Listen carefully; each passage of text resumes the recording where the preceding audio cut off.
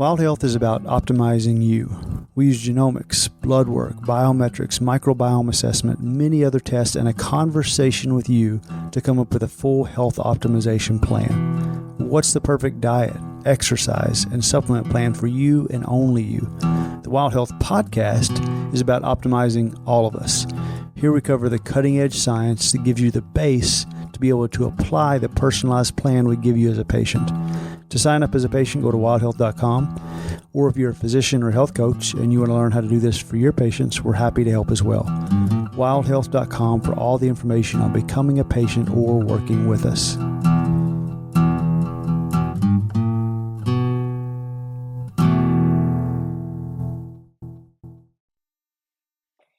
Hey guys, it's Erin Faules with Wild Health, one of our doctors here. I have the pleasure of being joined by Nathalie Niddam today. So she is a holistic nutritionist. She's an epigenetic coach. She's a longevity educator, and she's very knowledgeable about all things biohacking, peptides, you name it. So she is the host of her own podcast called Longevity with Nathalie Niddam, where she brings together ancestral practices, emerging health tech, science peptides, bioregulators, etc. She has a unique ability to translate complex research into practical strategies, helping people stay stronger, healthier, and more resilient at every stage of their life. And I had the pleasure of learning from Nathalie at one of our Wild Health retreats years ago. We were just chatting and catching up on this in Kentucky. I believe it was in Berea at the little schoolhouse retreat, a beautiful setting. That's a really memorable one for me. My husband went to that one with me. And I believe you spoke on peptides at that retreat. But I loved learning from you then, and I'm grateful that you're on our show again now. Thank you so much, Erin. Thanks for having me back or having me. Yeah, that retreat was amazing. It was, we were camping. Every Yes. first. And there was And massive storms. Do oh you my remember God, that?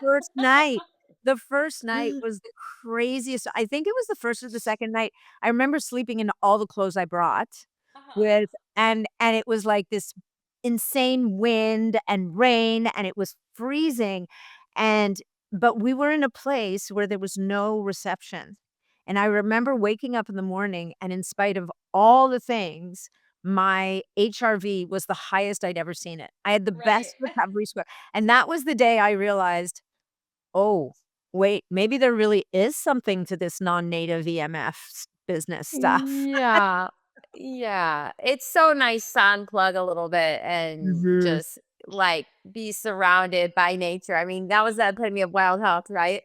We were waking up. I think my husband, I'm pretty sure at that retreat did a cold plunge in the little river that morning. It was like 40 degrees outside. I'm like, where are you going?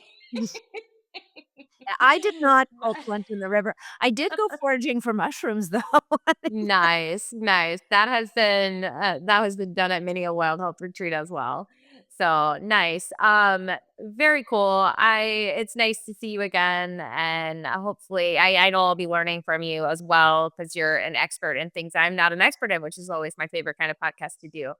So I would love to hear what brought you into this space. It wasn't your initial field of expertise, right? Am I right on that? Yeah, I mean, it's my first interest, right? So Yeah. I studied Yeah. physiology in university, so that, I've always Okay. kind of been a little bit of a nerd that way, but I then fell into sales. And so I taught fitness, which was kind of like keeping my little finger Yeah. kind of in Some the overlap. health space, but I was live I survived I bleh. I made my living kind of in the corporate in publishing sales for most of my adult life until I woke up one morning and thought, "You know what? I'm done with this." Like, nobody's paying me enough to do what I'm doing here. It was becoming soul sucking, and I wasn't, it just wasn't fulfilling in any way. And Amen. I'd always maintained a very, very deep interest in health. I'd always believed, and my mom was always into alternative stuff, right? So she had Mm. this lady in Montreal that if either me or my brother got a fever, we would go there and get a reflexology treatment. Or, Okay. and we saw this really interesting chiropractor who also practiced kinesiology. And, like, so it was a very she had a very kind of holistic bend to her, and I think I inherited that kind of perspective that the body really has the capacity to heal in many ways. And alongside that, I was watching, my grandmother developing type 2 diabetes later on in life. Eventually, she ended up developing dementia, as now I know, as an outcome of the type 2 diabetes. And and then the arthritis, and you see all of these chronic diseases of aging developing, and you start to think to yourself, whoa, like, is this like the path, or is there a way to change it? And so, you get interested in this stuff, and some people kind of don't go there. And in my case, I kind of dove in. So I went back to school about 15 years ago and became a nutritionist, and kind of Nice. went from there, kind of thing. Yeah, so I was gonna ask when you kinda had that wake up moment of, "You can't pay me enough to do this," or I think Yeah. those were your words, Yeah.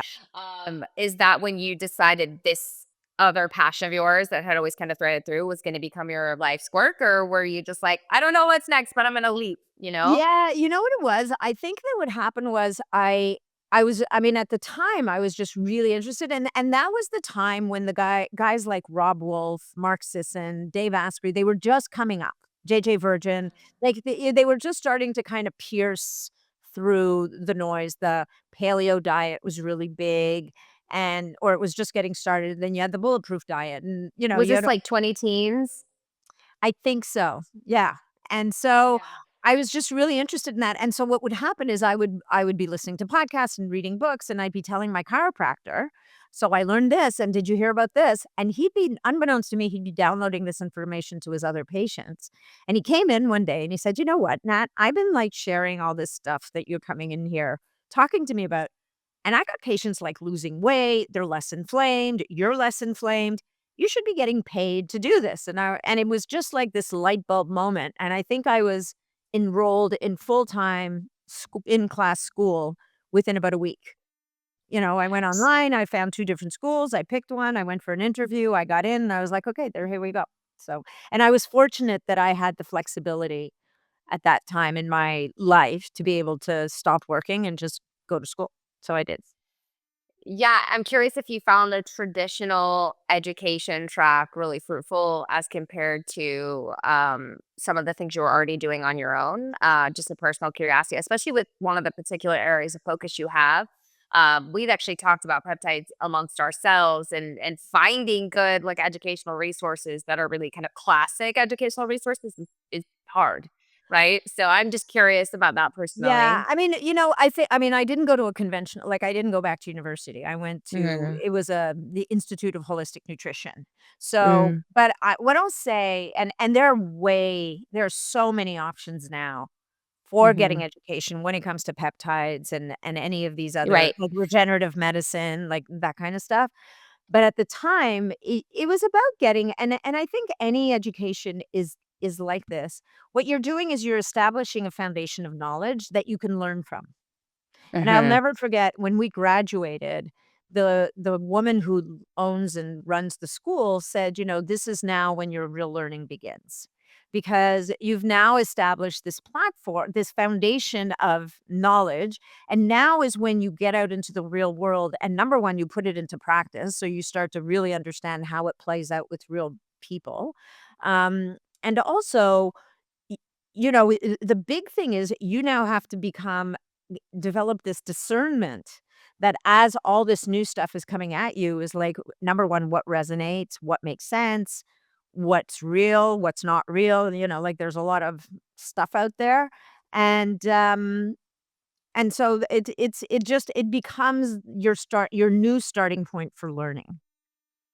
Yeah, yeah, I love that. And with the mindset that you grew up with your mom, with the more alternative leaning focus and kind of curiosity, open mindedness about health, like, did you continue that thread your whole life, or did you go into more of like the traditional, like when you sought out your own health services, as an example? I mean, was that always a thread for you, or did you kind of come back to it? I find this also very Yeah. interesting. So chiropractic was always part of the way I took care of myself. And I would say that, I'm an interesting person in the sense that I was always really healthy until I wasn't.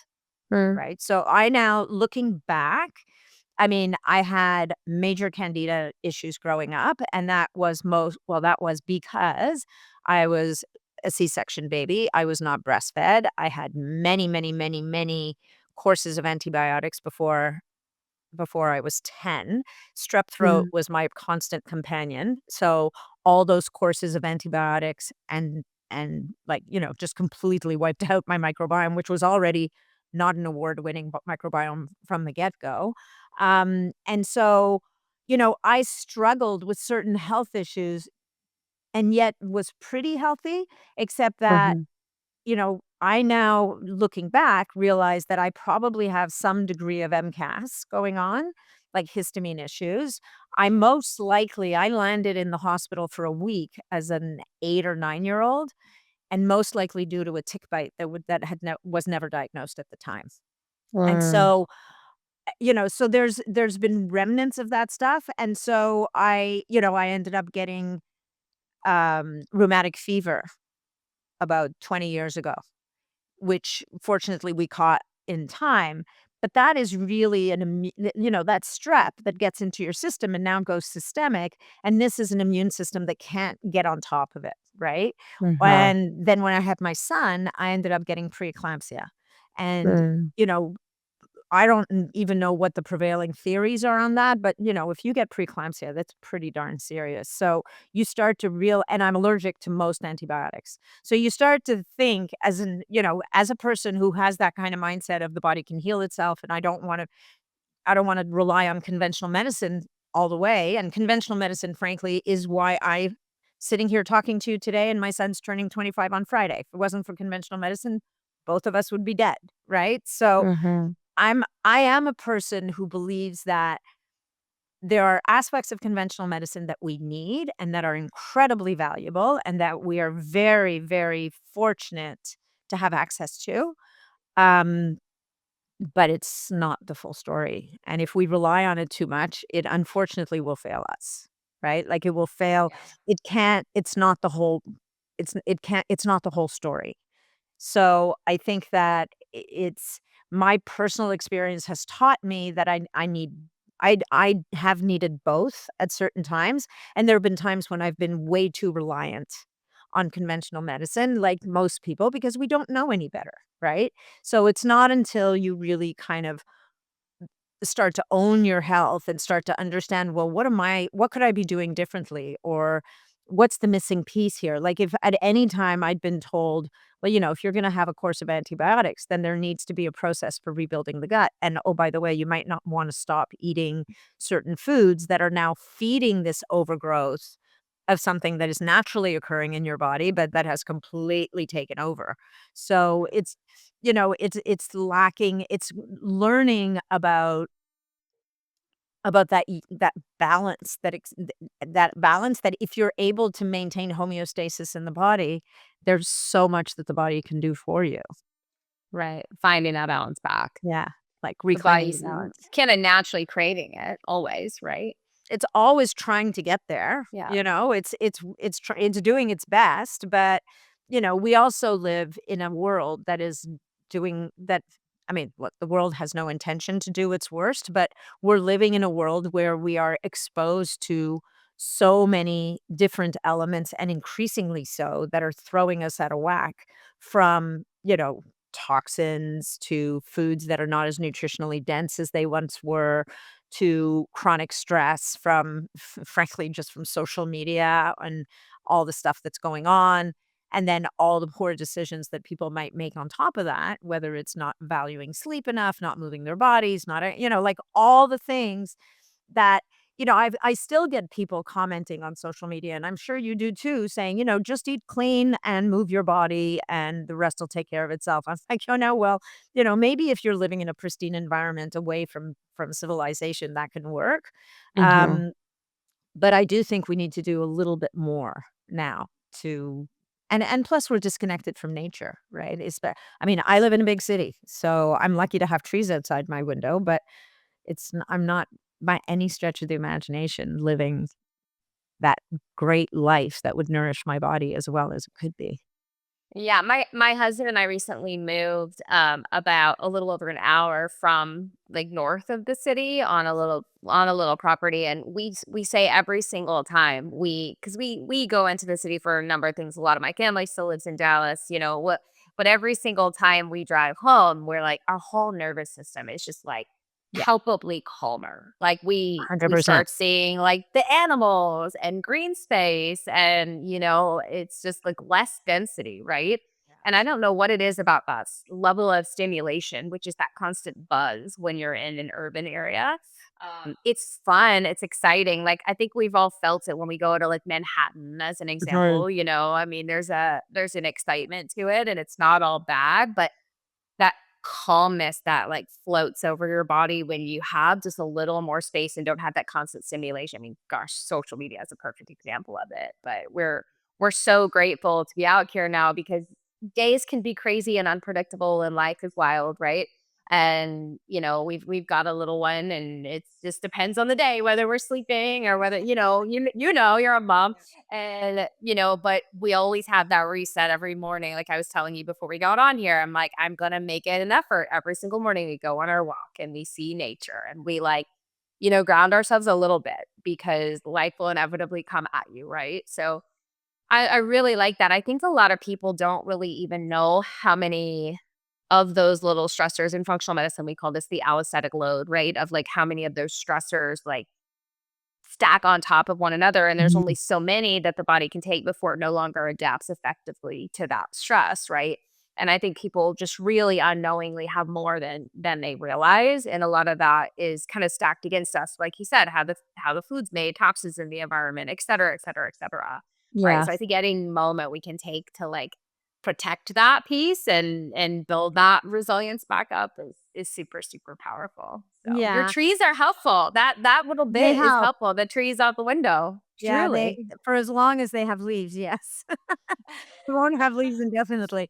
But yeah, I think that, I was just as you were talking. I mean, we have a lake house, like, an hour and a half outside of Toronto, and that feeling that you describe of as you're getting there, of your stress, like, your whole nervous system changes the minute you get there, and even though we have Wi-Fi on the island, like, it's not we don't, but, maybe instead of seeing 30 networks, I'm seeing 7, and I'm disappointed about that. Like, to be honest, I wish we didn't, but getting off the grid is really, really hard, but it's a completely different experience. So I would so to people who live in cities and don't have that luxury, which it is a luxury, like, we're privileged to have that. If you could even get out into a park, like, anywhere where, nature will and, it's funny, even in the craziest cities, you've got little parks or big parks. I mean, New York's got Central Park, and it's got all these other little parks even in crappy parts of the city. Well, some parts of the city, it's harder to find green than others, but if you can find your way to any find a tree, put your back up against the tree, hang out with the tree, be with the tree. You'll be surprised at what a difference it can make. Yeah, for sure. I love it. What are your thoughts on like, intentional stressors? Just out of curiosity, like hormetic stressors, the stressors in the effort to benefit our health. This is super popular in the biohacking world. Some of the Uh-huh. people you brought up initially in the conversation have, spoken about some of these extensively. Just curious in your own practice with people that you work with, how this has Yeah. played out. I think at the right time, they're fantastic, right? I think that, and I think there's different ones. So I think that, first of all, you need to be in a f your body needs to be in a place where it can rebalance after the stress. Like, we're talking about hormetic stressors here, right? That whole idea of what doesn't kill you makes you stronger, which is great as long as you're not on your knees, because then it might kill you. So, so if your body is in a reasonably balanced position and the stressor is not you should be able to recover from that stressor pretty well. It shouldn't take you a full day or a week to get over the cold plunge or get over the exercise session. Like if you are doing an exercise session and it takes you 3 days to pull yourself back together again consistently, then maybe A, you have some work to do because your system's not able to adapt and not able to recover from the stressor, and B, it clearly is too much. So, I think that if you're and this, basically, like, you're coming down with something and you're like, "No, I don't wanna miss my workout." Guess what? You might get sicker. Right? You might actually push yourself over the edge, and it depends on the kind of sick. So, if it's like a little cold, we all know that sometimes we can kind of sweat it out. But if it's a virus or something more serious or something that's gotten into your lungs, or now it's too much for the body. So now what you're doing is you're essentially diverting the energy that your body needs to heal into trying to manage to survive this crazy whatever it is, and allowing the and we know that exercise can depress the immune system at a time when you need your immune system to be working for you. So, I feel like things like personally, when it comes to infrared sauna, I think that it's fantastic. I love infrared sauna. I actually think that in many cases it is a benefit. There's a time and a place. Cold plunge, I don't gravitate to cold plunge personally. It's not my jam, and it took me a long time to admit it, but I just don't like it. So it doesn't mean I never do it, but I don't do it much. And I believe that the problem with things like cold plunge is if you're not working with someone who knows what they're doing, who can help you to say, is this the right thing for me today? You can actually Right. do more harm than good. So I think that all of these hormetic fasting's another one, right? Fasting is a powerful, incredible modality, and it could be Mhm. the wrong thing for you right now. It could be too much. But that So doesn't mean every single day a 16-hour fast is what's right for what's that? that doesn't mean every single day a 16, 18-hour fast is the right No. call just because I it's mean, I think a a powerful 12-hour modality. if Yeah. I think a 12-hour fast is appropriate every day, but that's not a fast. That's appropriately not eating from the night before till the morning after. Right. That's just normal human behavior. To some degree, I think that eating too often and too much is a big stressor on your body, which is why it ends up going bad for people. So yeah, so that's my thought. Like when it comes to hormetic Yeah. stressors, you need to understand where you're at so that you understand how much can your body handle and recover from in an appropriate fashion. Totally. I think the dose is the poison, right? I mean, And think of an where are you elastic band. starting each day? Yeah. I Yeah. mean, think of an elastic band. If you stretch it out appropriately and let it go, it'll come right back to itself. If you overstretch it, either it won't come back or it'll break. It's the same thing. Yeah. Yeah, for sure. So let's touch a bit on peptides. Our audience is very intrigued by peptides. Us practitioners, we're intrigued as well. This is, an evolving field in our country, not a new concept by any stretch of the imagination worldwide. I'd love to both touch on it from like layman's terms, if you don't mind, because I think some people listening have no idea what peptides or Mhm. bioregulators are, and then Yeah. maybe some of your expertise in a little bit more of a nuanced, advanced way, because we do have some people that are super into this as well. So Yeah. if you don't mind just sharing a little bit of your Sure. knowledge here, I mean, maybe even just starting with what's the difference between peptides and bioregulators? Bioregulators are essentially small chain peptides, right? But how do you kind of differentiate this and you choose one versus the other? Sure. So peptides are small proteins, right? And they are so the longer chain peptides, which are the peptides like your BPC 157, your thymosin beta 4, your TB 500, thymosin alpha 1, GHK copper. And GHK is interesting because it kind of, it would seem because it's a 3 amino acid peptide, you would think it's a bioregulator, but it's actually not. The main difference is that the longer chain peptides are signaling molecules, meaning that they act on receptors on the cell or outside the cell that initiate cascades of processes, chemical cascades within the cell. So they're giving a signal. The bioregulator peptide is 2 to 4 amino acids, but those little tiny peptides actually are able to get into the nucleus of the cell and act directly on DNA. So they Mm. are epigenetic switches.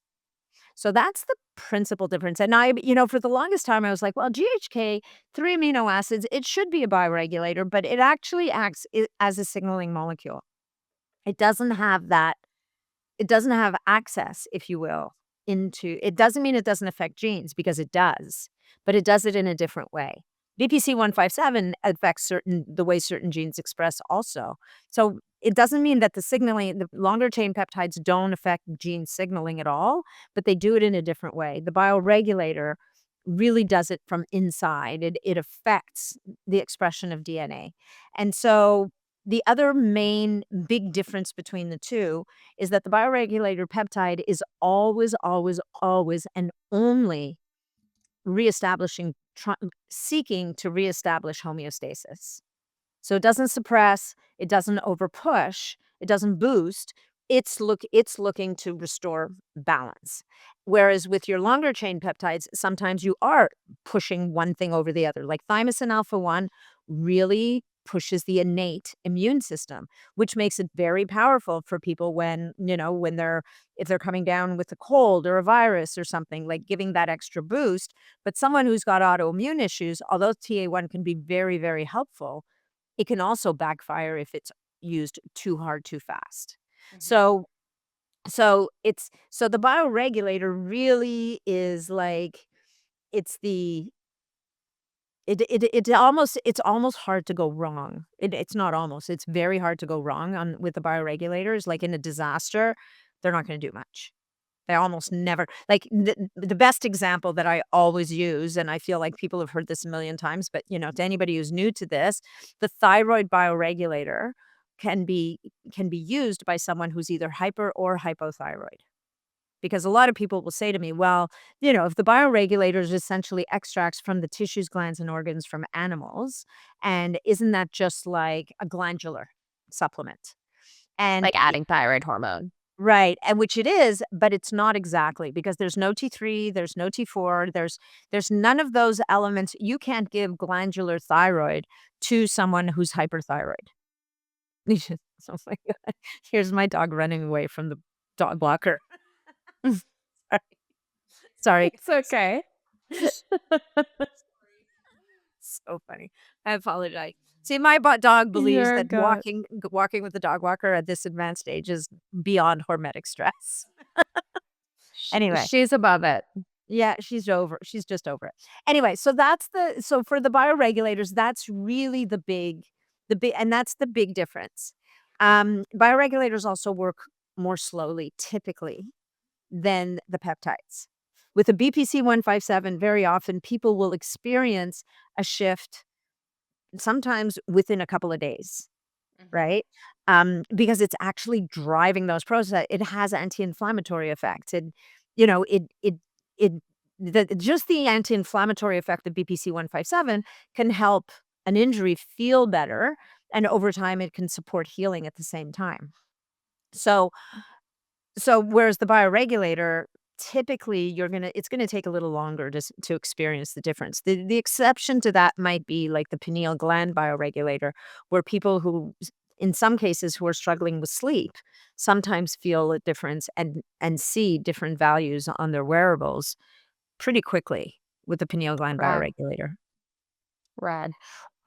When did you start getting into this particular part of your field? I would say, Because these have been around a long time in other countries and oh, used yeah. for maybe Yeah. decades and decades. Yeah. But obviously it's newer Mhm. in the USA for this to be kind of really commonly talked about, right?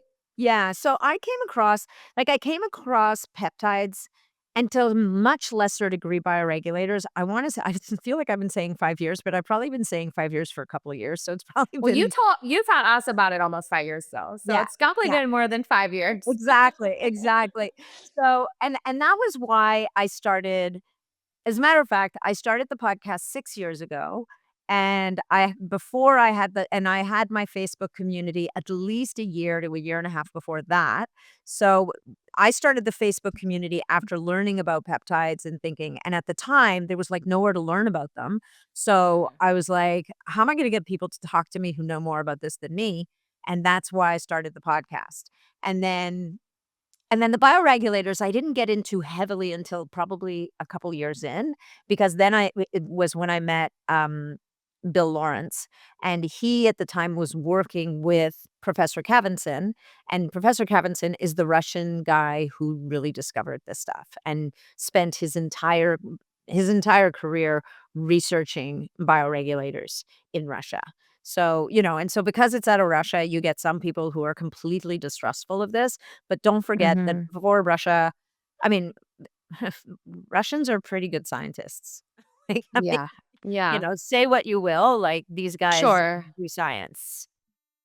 So I have a question for you about the bioregulators. I mean, I imagine they work more kind of on an instructional level, right? They're going into the nucleus, they're affecting the DNA, they're affecting genetic expression. Is this effect, do you see this more potently like when you initially introduce this, and then does it tend to go away, or does it almost like shift? Like, do your cells in a way kind of learn from this and shift from this, and does that transient effect last? I'm asking this clearly? Yeah, no, you're saying, is it a one and done kind of Right. thing? And it's not, because if you think about it, if you think about the hallmarks of aging, one of the hallmarks of aging is that DNA stops behaving the way it did when we were younger, right? So Sure. the way that the literature describes it is we produce bioregulators in our bodies when we're young, and we just produce fewer, like so many things. GHK is another one. You have way higher levels of GHK in every fluid almost in your body as a young Mhm. person, and as you age, those levels tank. And so as a result, you don't repair as well, as efficiently. So with the bioregulators, the way that we typically use them is what you don't do is use them all the time, right? So it's Mhm. not like a B complex vitamin where you know that you need methylation support, and you know that, your body needs, and even then you're gonna measure your B12 on a regular basis, because sometimes your levels are where they need to be. You don't need no more B12. But with the bioregulators in particular, and frankly, even with the peptides, we're talking about using them in pulses, so that we're giving a signal to the body, and then we back off and allow the body to do what it's going to do. But as we age, we're going to have to repeat those pulses with the bioregulators more frequently, to kind of like as a reminder, or Yeah. or as a top up. Like the way I describe it, my analogy for bioregulators is, if you have a tire, like, when you get your new tires on your car, like the tread's really deep and you've got those fuzzy little things on the tires, and they wear out pretty quickly. But what the bioregulator is doing is it's kind of restoring the tread. It doesn't never really gets it back to where it was when the tires were brand new, but it restores the tread on your tires, so that they work, so that you have grip and you can be safe. Yeah. And I'm almost wondering also, I mean, do you see these as really helpful when, like, so many of those other areas of health, like we talked about, are struggling, right? Like, maybe someone's coming to you and there's a lot of work to be done with lifestyle, or, there's these other things going on. Micronutrients are low, or well, whatever, right? Like, Yeah, there's other work to be done.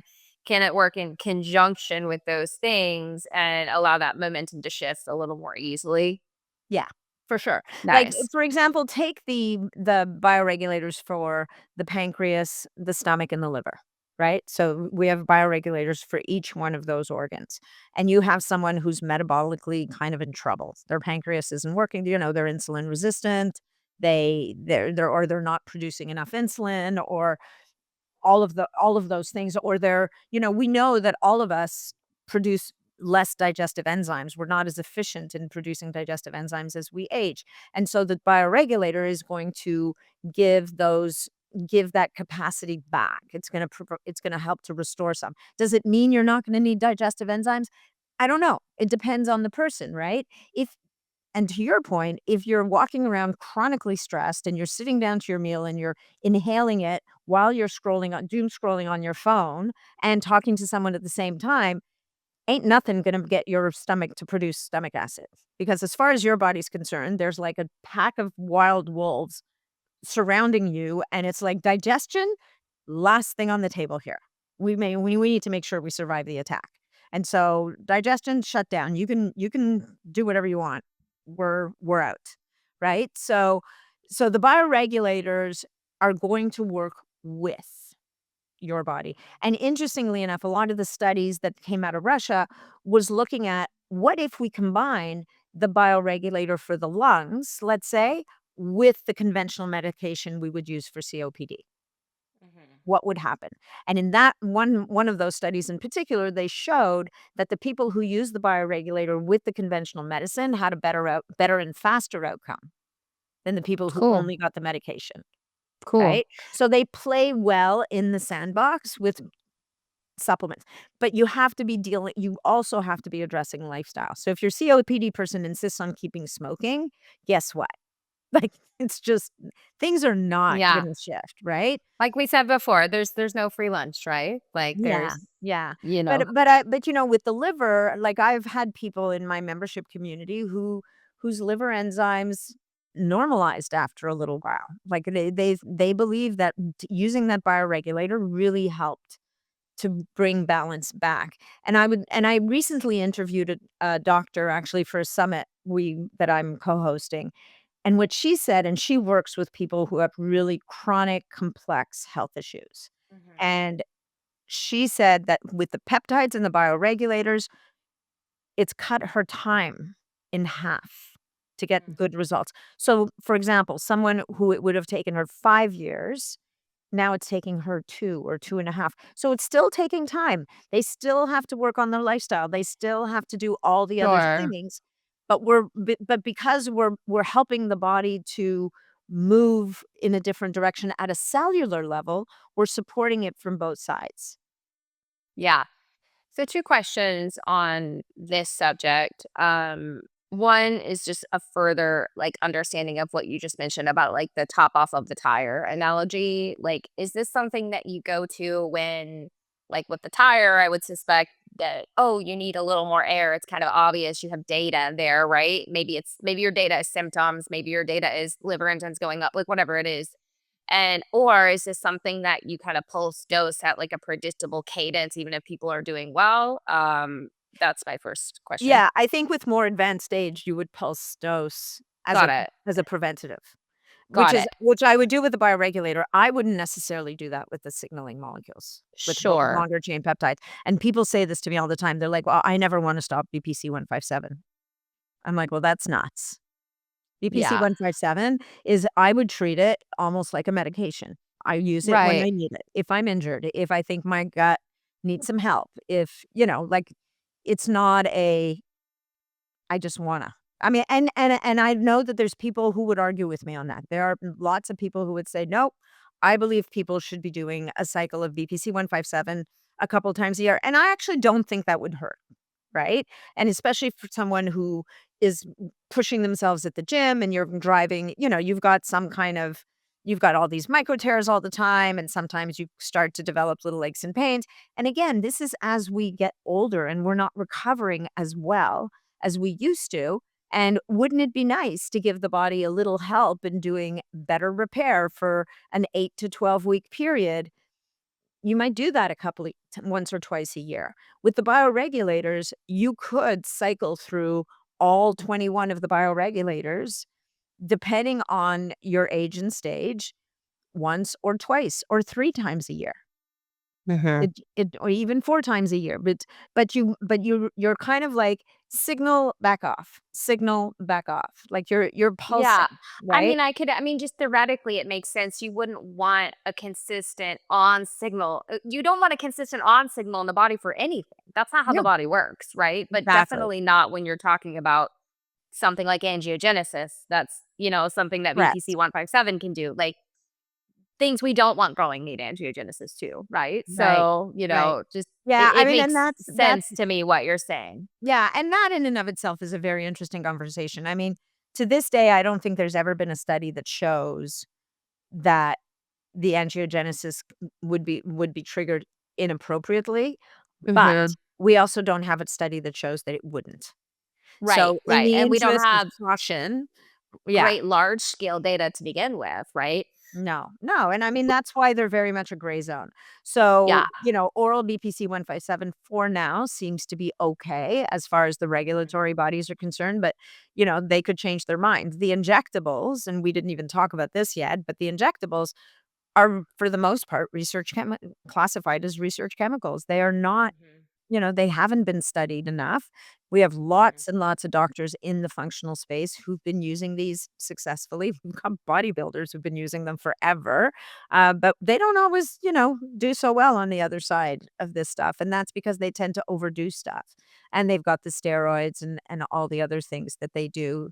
I mean, I will often refer to bodybuilders as the they're the original biohackers. Like, these are people Yeah. who've been manipulating what their body does and how it works and how it looks, and they'll stop at nothing. Yeah. Yeah. Well, this actually touches on the second part of the question, which is specifically for bioregulators, but I think I already know the answer for some of the more well-known peptides. But just in your experience, if there's something deleterious going on, are you ever seeing an amplification of that effect of like if a disease state or what have you? Are you seeing amplification of the negative, or do you just see it not work well in the setting of disease typically? Yeah, I haven't seen it work badly. Like, not Okay. like, contribute to negative outcomes, right? Hmm. Um, like, I just haven't because of that whole, like, for example, like, if we look at the pineal gland bioregulators, so what does it do? It activates telomerase, which is that enzyme that restores and protects telomeres on the ends of the DNA. It restores appropriate melatonin production. So in elderly people, in the studies that Havinson did, what he showed is that melatonin levels, and these were like people in I want to say their 70s and their 80s, their melatonin normalized. Like, there's even a mention in that one study where people's melatonin levels were too high and they came back down, which I find hard to even imagine. Like, we want melatonin's one of these hormones that is mistaken as a supplement that does a lot more in the body than just sleep. And then it also helps to reset circadian rhythm. So, appropriate circadian rhythm. And it also has this kind of overarching balancing effect on the endocrine system. Now, is it going to solve all of your hormonal imbalances? No, it's not, right? But Sure. other studies that he did, and this is more on animal side, like, these were not reproduced in humans, at least not to my knowledge yet, is it has anti-tumor effects in animals. And he actually did a really interesting study on transgenic mice that were prone to that had the BRAC1 um gene, and so we're prone to mammary tumors, and he studied both epitalon and he studied vilon, which is a synthetic bioregulator that actually is probably a fragment of the thymus bioregulator. And both of those in those mice showed that the tumors were less frequent, and if they did happen, they were smaller. So what would be Interesting. really super awesome is to now study this in humans, but that Yeah. hasn't happened yet, and so people will say to me, "Well, we're not mice," and I'm like, "You're 100 I will not argue with you on that. We're not mice." But all of the evidence shows that in the studies that he did and the old people studies that he did showed that people's mortality rates went way down when he either used just the pineal gland bioregulator or if you use both the pineal and the thymus gland bioregulators. Mhm, mhm. We get a lot of patients interested in some of the growth hormone analog peptides, that come to us, which I'm not an expert in peptides, but they make me some of the most nervous of any of them just because of the nature of how they work, right? Like, Okay. you know, uh, they're promoting, cell growth. And like we just mentioned, inappropriate cell growth is not something that you want, right? So, just as a personal, like, way of addressing this, I often recommend for patients, like, there are advanced cancer screenings that you can do. So, I Mhm. think the concern for me would be if someone unknowingly had cancer cells, Sure. or early stage cancer, and then they took something like this would be problematic theoretically, right? So again, this is all so great because we don't have these large scale human studies, right? So Yeah. it's tricky, but I think it's a good practice to at the very least you're doing your age appropriate cancer screenings that are very well studied. And then, there are more advanced cancer screenings, whether that's liquid biopsies or full body MRIs or, what have you, if you're gonna play around with this stuff regularly. So that's my own kind of personal way of doing it. That's very conservative. But No, I actually I'm in agreement with that. I think that our growth hormone levels drop as we age, both because we're older and possibly be as part of a plan, right? Because we've accumulated more damage, more sure. cellular damage, more DNA damage. You become more prone to cancer as you age. Sure. So I don't think it's And inappropriate. less able to clean up that damage, right? Correct. Like we talked about So previously. yeah, so I mean, you need to be doing things like managing senescent cell load, and you need to be doing, which you could do very easily by fasting appropriately, by doing sauna appropriately, by all the lifestyle practices we know. And if you want, there's senolytic herbal compounds out there. There's a peptide for managing senescent cells called FOXO4-DRI. Again, it's a research chemical and it's very powerful. So you've got to be working with someone who knows what they're doing. But I don't disagree with you on the growth hormone secretagogues.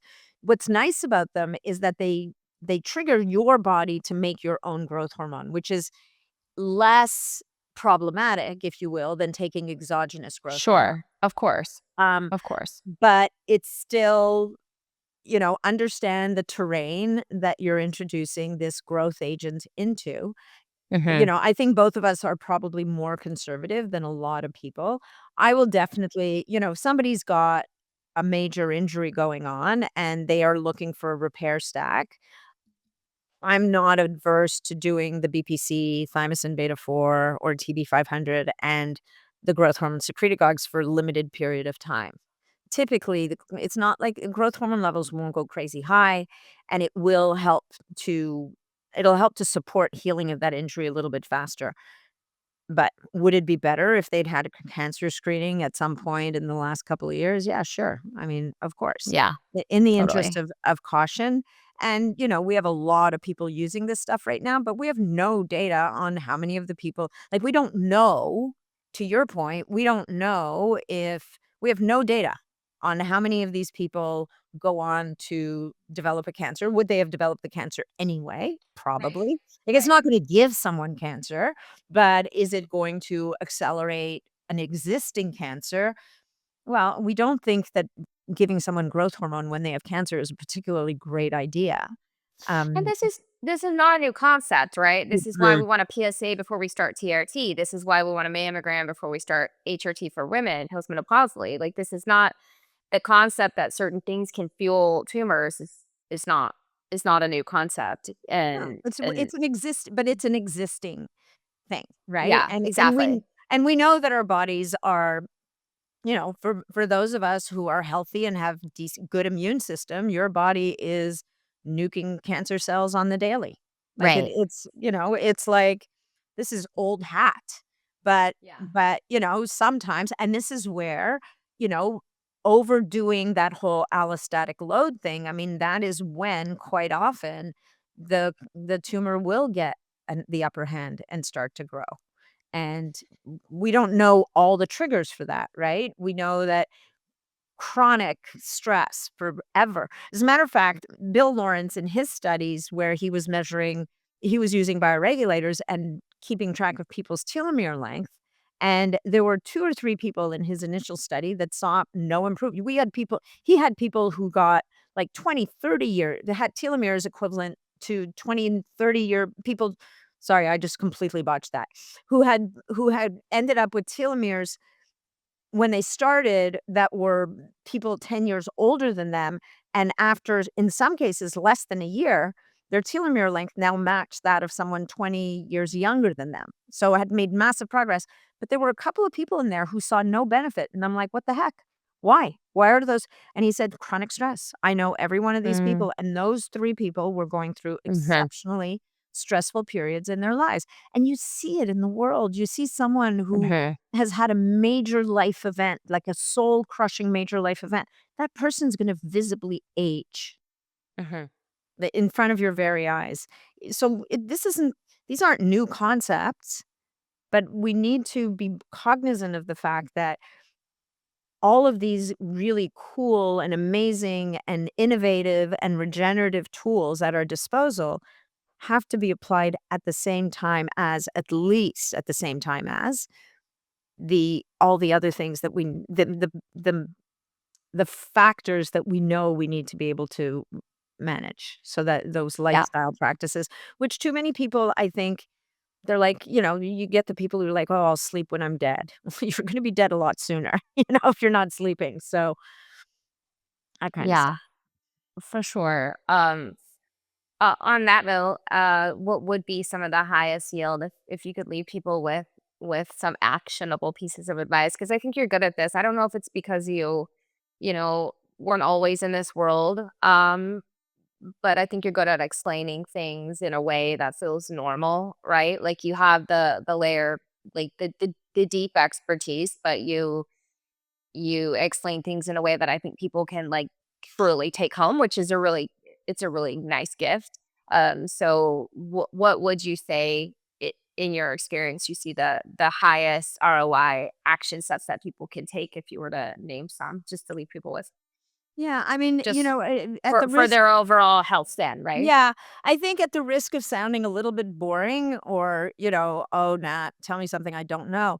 But we cannot get away from the foundations. We just can't, right? If we and I'm not look, the world is a really hideous, stressful place right now. I don't care who you are and what side of any spectrum you're on.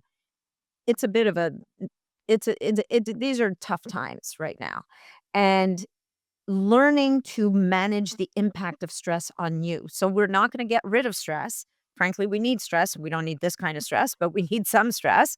But how are you So holding that in your body? yeah, Yeah. so whether you're and find that strategy that resonates and works for you. So is it breath work, like a 4 by 4 breath? When you wake up in the morning, like before you pick up your phone and start scrolling, can you lie or sit up in bed or go outside if that's available to you and sit. Leave the phone. You don't even need to see what your sleep stats are yet. It's okay. They can wait. But can you go outside or be in your bed if outside's not appropriate and just breathe for a few minutes? Or Mhm. if meditation resonates for you, then do that. If you've heard of heart math and you want to do a little bit of coherence breath work, do that. Like whatever, it doesn't have to be fancy. It doesn't have to cost money, but it does have to, what it involves is you getting centered in yourself, setting an intention for the day, and stepping into your day without that, without getting launched into it by the messages on your phone or whatever is there, Mhm. right? Finish your day the same way. Practice gratitude. What are 3 great things that happened today? Right? And in the morning, what are 1 or 2 things I want out of today? And it could be doing something nice for someone. I'm not talking about stressing yourself out by saying, I need to finish that PowerPoint presentation and also I need to make sure this happens and that happens. It could just be an intention for I want to experience I want to find and experience a micro joy. So it doesn't have to be fancy, it doesn't have to be big, but there's actually data that shows that people who practice gratitude, even though at the beginning they may not feel that grateful, it actually has a positive impact on them at a cellular level. And then, of Mhm. course, do your best to eat real food, right? Try if you're someone, and I've met people who only eat 4 foods or maybe they the way they were raised or the lifestyle, they eat a lot of processed foods. Baby steps, right? Can you start to think about implementing, like introducing one new whole food a week? So Mhm. wherever you're at, see if you can take it up a notch. And that your notch could be way smaller than the next guy's, but it doesn't matter because it's still a step in the right direction. And if you've been sedentary for 30 years and the thought of going for a walk around the block exhausts you, do what you can, but get out of your chair, right? And if you're Right. right, and if you're not, just just do a little bit more, right? Because the gifts of of valuing sleep, of managing your stress, of moving your body, of exercising is living in with greater ease. It's being able it shows up in the little things, like being able to carry your own groceries, like being able to go up and down the stairs without being out of breath, like being able to play with your children instead of sitting in a chair watching them. So those little pieces all add up to big things. And we've all seen, and here's the positive of social media. We've all seen people on Instagram who started in a place where you're like, "Oh my god, how could anybody ever get out of that hole?" And manage to do it one baby step at a time. So whatever your situation is, know that you can make it better. And it's always good, and you don't need a lot of money, and you don't need money. You just need to have that intention. Super powerful. I love that we focus on like the polarities of health in this conversation. I think the foundations are, I mean, I know they're irreplaceable. And, it's such a interesting paradox to then talk about peptides and bioregulators, right? Like these Totally. are kind of the two extremes.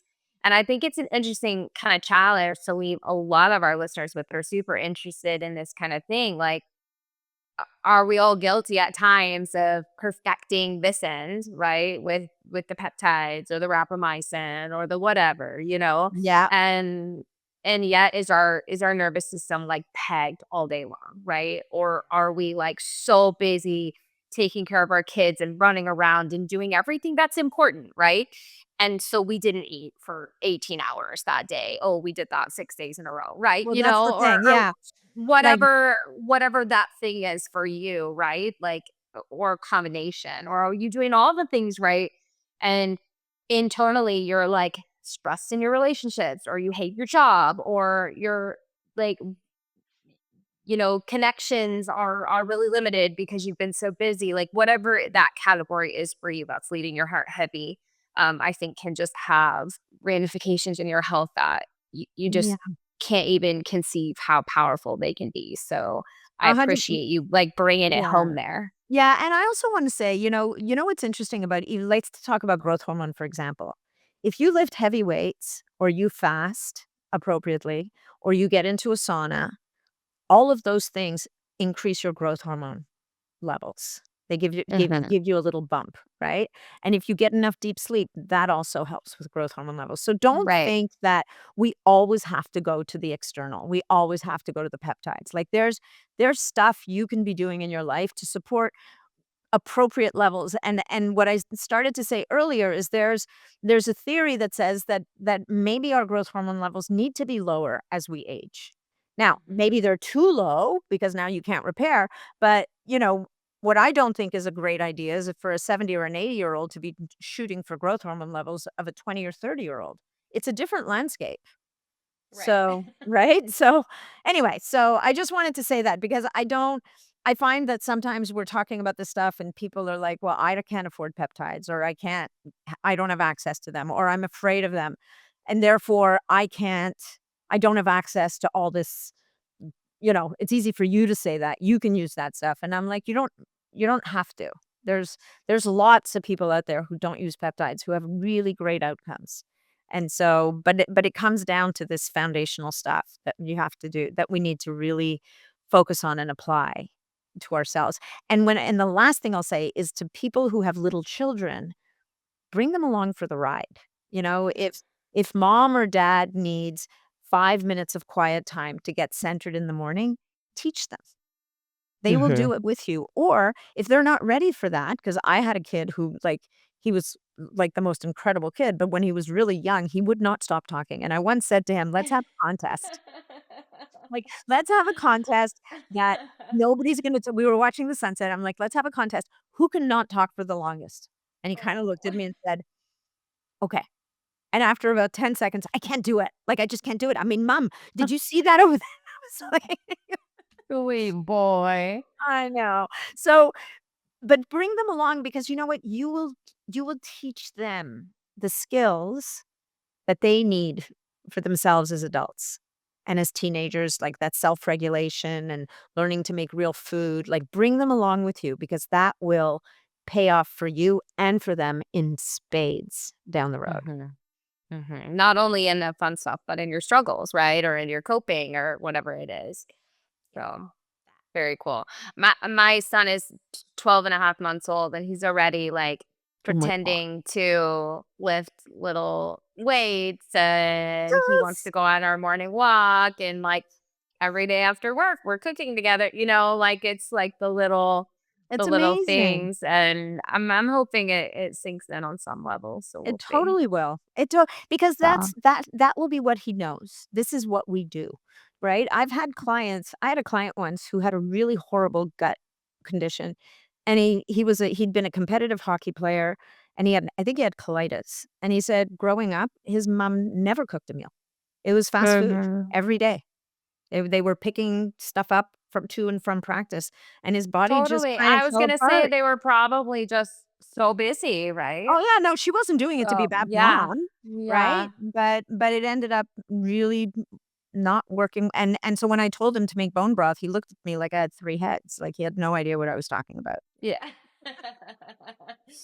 Awesome. No, it's been an absolute pleasure. I appreciate you taking the time to come on here and share your knowledge with everybody and just your general energy. It's a breath of fresh air. Check out now his podcast. It's called Longevity with Nathalie Niddam, right? Mhm. It's awesome. I've listened to it myself. And anything else that you want anybody to be on the lookout for? Well, I have a membership community, so if anybody ever wants to hang out, they could do that with me, and I also have a newsletter that, I share a lot of the stuff in, so all of that you can find at natniddam.com. That's my website, or follow me on Instagram and, share lots of stuff there as well, and that's just my name, Nathalie Niddam. I Erin, love thank it. you so much. This has been a great Yes. conversation. I It's appreciate been you. awesome. Thanks, Thank you. Allie. Thanks so much for listening to the Wild Health Podcast. If you want more daily health education, be sure to follow us on Instagram, which is filled with health optimization how-tos, grocery shopping lists, guided breathwork posts, myth debunking, and so much more. You can find us at Wild Health MD on Instagram.